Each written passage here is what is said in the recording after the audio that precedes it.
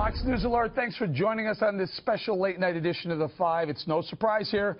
Donald Trump wins the Oregon primary, Republican side, picking up an additional 28 delegates. But the big question tonight, can Hillary Clinton finally stop Bernie Sanders in the Oregon Democratic primary?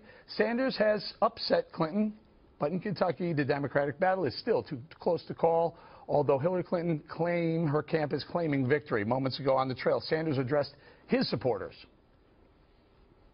Secretary Clinton defeated Barack Obama by 250,000 votes in 2008. It appears tonight that we're going to end up with about half of the delegates from Kentucky. There are a lot of people out there, many of the pundits and politicians, they say Bernie Sanders should drop out. Well, let me be as clear as I can be. I agree with you. We are in to the last ballot is cast. And earlier tonight, Trump seemed anxious to get to his likely general election opponent. He tweeted, quote, "I look so forward to debating crooked Hillary Clinton. Democrat primaries are rigged. Email investigation is rigged. So time to get it on." Now, on Bernie, it doesn't sound like he's getting out. We heard him say he wants to stick through at least California.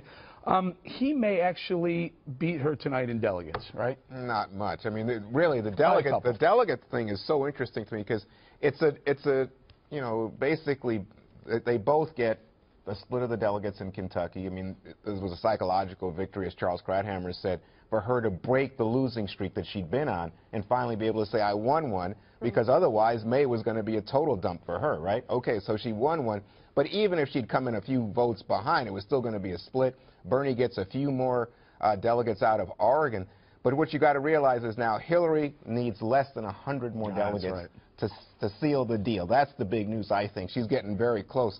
I would add one thing. I know we want to get around the table, but the big news out of the Democratic Party tonight is the fight with the Democratic establishment trying to shut down Bernie Sanders and punish him for what happened at the Nevada Democratic Party meeting last Saturday at one of your favorite haunts, the Paris Hotel. Oh, yeah, or across the street at the Wynn Hotel. Is that right? That'd be one of my favorite, more favorite favorites. For your style. Listen, the superdelegate situation is that Juan's right. In a couple of, maybe next week, maybe the week after, Hillary will have enough to lock down the number. As long as she keeps the superdelegates, they can still be swayed to come to Bernie Sanders' side. Right, they can, but this is the Clintons, so you got to think they're bought and paid for. I mean, they're in the bag. They have been since the beginning. It's not even a contest. To go back, it was kind of fun. So I went back and I looked at the New York Times from the day that Bernie Sanders announced his candidacy, because this whole thing has been such a surprise. You went back, it's funny. So he's kind of introducing himself to everyone. There are people all around the country who had no idea who he was. He said he had quite an uphill climb. He only had $4 billion at the time. People were saying he was going to have a hard time raising money. And then the very last line, he says, be careful of underestimating me, which turned out to be the case. I mean, I remember we were all joking, like, did the Clintons pay this guy to get out there and run against her because a socialist who was older than her, and they made that, in all the articles that commented that he was older, you know, they were saying, did the Clintons put him up to this? And now you're going, no, they definitely didn't, because it's turned into a nightmare. It's turned into a movement on that side as well. Trump says he's the outsider, he's going to win this side. Bernie Sanders says, I'm not getting out, because look at the crowds. Look at that's a massive crowd in California. He's inspired a lot of people. I think the nomination for Hillary is not the problem. I think the actual election is the problem, because a lot of these people that are really passionate about Bernie Sanders, especially the young people that are showing up, the academia, I know a lot of people in academia that really love him, those people aren't necessarily going to go out and vote for Hillary. In fact, a lot of them can't stand her. So I think right now, you know, I think the superdelegates will stick with her. I think she's a political machine. I think she will win the nomination. But I think then her goal is going to be, how do I get these people that really don't believe in me and were really passionate about Bernie Sanders to somehow be convinced that I'm the answer and be inspired to come out and vote for me? And I don't think running against Donald Trump is enough of a reason for those people to come out for her. Wow, I think they really are afraid of Donald Trump. I mean, they're demonizing Trump. I mean, it's like as if you were running against Tom Shalhoub, who would I vote for? That's easy. Come on, man. Right. That's not hard. I could take this guy. It's easy. But this is the nightmare scenario for Hillary. Remember, what was it, 6 weeks ago, everyone was talking about what's going to happen to the Republican Party when the person who gets the most votes is disenfranchised and they're going to nominate someone else. That was the nightmare scenario for Republicans, but it was not going to happen, okay? And it is not going to happen. But it is happening to Hillary because her nomination was never in doubt. But we are watching her lose and lose and lose. And every time she loses, people like us get on and say, well, it's fine. She's sitting pretty. She's going to get the nomination. And voters are saying, what is going on? So it's terrible for her. You know, Juan, anecdotally, a couple of days ago, I talked about some friends that were diehard Democrats who have now jumped over and said, I'm not only voting for Trump, one of them actually wants to work for Trump as well. NBC had a poll out today showing basically was a statistical tie. Hillary up by 3 points nationally. However, inside that, the internal on that poll showed independents break for Donald Trump. 44 to Hillary Clinton, 36.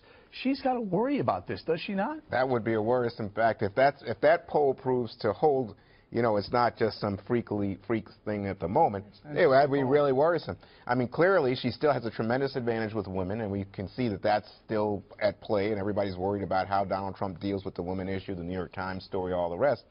But if you're saying to me the independents are mostly women, if you're saying to me the independents are now going to break for Donald Trump, that's news. And the other part of that, another internal on that poll had the gender gap. 3 points closed. Trump closed it by 3 points. But still in the 60s or something. Still wide. Well, and it flips the other way, too, though. Yeah. The gender gap. I mean, it goes the other way, too, because men break very, very hard for Trump over Hillary. Yeah, nearly. It was exactly the same. It was like 53% of the men that were looked at were going for 70. It's close him, to 70 and then for the women. 30% and...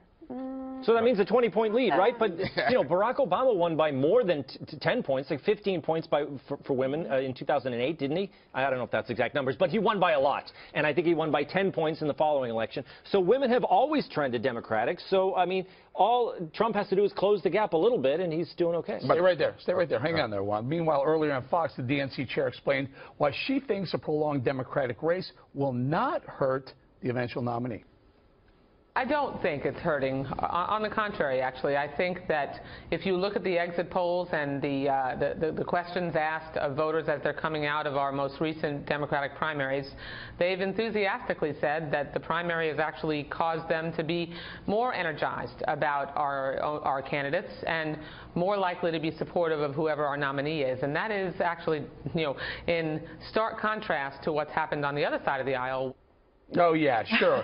Your two candidates beating the crap out of each other for weeks on end when the Republican sits back and goes, all right, let me know when you're done because I got you next. Don't you love when Debbie Wasserman Schultz uses, they're more energized, they're more excited. That's a good impression. That's a good impression. You know, one point that Juan made that was great, though, is this idea that it is going to be the battle between the vilification of Donald Trump versus the apathy for Hillary Clinton. I mean, that's what it's going to come down to, is like, do you hate him enough that you're willing to come out and go vote when you're so apathetic about the candidate that's yours? It's a legitimate question because on the Hillary side, they are really trying to go hard at vilifying Trump. In a lot of quarters, that works really well. It's also exposing the division within the Democratic Party, which people love to talk about the right and how the Republican Party is falling apart and there's, you know, anti-establishment and establishment and populist and all these terms, and that's true. But you have the same thing going on the left, and I think the longer that Bernie Sanders stays in and exposes the distinction between him and Hillary Clinton and exposes the fact that a lot of these voters look at what's going on in Nevada. A lot of these voters are saying no to Hillary Clinton. A lot of people are saying we cannot vote for her no matter what. I know a lot of Democrats that are saying I'll do a write-in.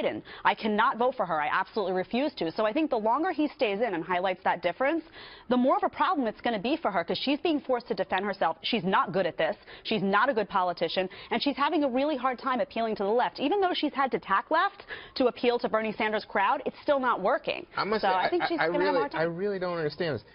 It seems to me like initially you guys were like, yeah, Bernie Sanders, keep going. Or Bernie Sanders, the Clintons put him in this because he's so weak. Oh, yeah, day one. But now, let me tell you something. Bernie Sanders and his socialist crew is a threat. They're talking about the violence. They're threatening the woman who was the chair of the Nevada Democratic Party because they don't like the rules. They're saying continue the revolution, continue the burn.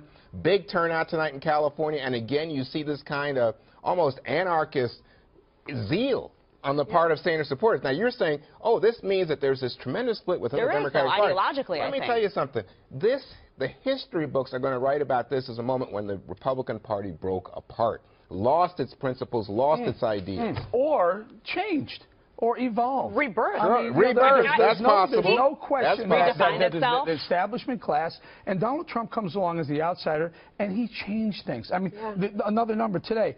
Who is the leader of the Republican Party? Trump, 58%. Paul Ryan, 39%. I mean, this is a changing of the guard. Well, that's what I was just saying to Jedediah. It is. No. Well, they can. Let me just say. But you're saying Republicans new are people uniting coming around Donald Trump, even if they don't like him. Yeah. No, I think that there's a push right now to get on the bandwagon. He's the winner. He's got the most votes. That he's the man. Sound like a breaking apart of the GOP. Oh, so why hasn't Paul Ryan endorsed him? Because he's an establishment class. He's That's what I'm saying. That's exactly what I'm saying. It would hurt him. I mean, I think Paul Ryan's not endorsing him because it would hurt Trump. What? Yes, absolutely. Oh, Mitch McConnell hurt him? Because he is the establishment. Yes, establishment. And Donald Trump's, we're agreeing. We're agreeing. Donald Trump's support is totally based on this idea that he is blowing up the traditional Republican Party that I think a lot of people are tired of because they've lost so decisively for so long. Well, the more the establishment gets on his train, the more it hurts him. I think we're agreeing. Yeah. All right. Quick thoughts. Got to go. Rebirth. No, I think it's true, and I think Paul Ryan, you know, he's holding back. Yeah. It's like, you know, it's better for Trump. Yeah. It doesn't matter. It doesn't matter what Paul Ryan or Mitch McConnell say. This is what it's going to be written about. Is this is an election where the people took over and decided we don't care about endorsements. We don't care about what you have to say. We're going to vote for who we like. And no matter this guy, you know, Donald Trump says some crazy stuff. I'm not going to argue. But people are saying we would rather have this guy than this establishment nonsense that we've been putting in for years. And what have we gotten to show for it? They're willing to take a risk. That's what I think is going to be written about.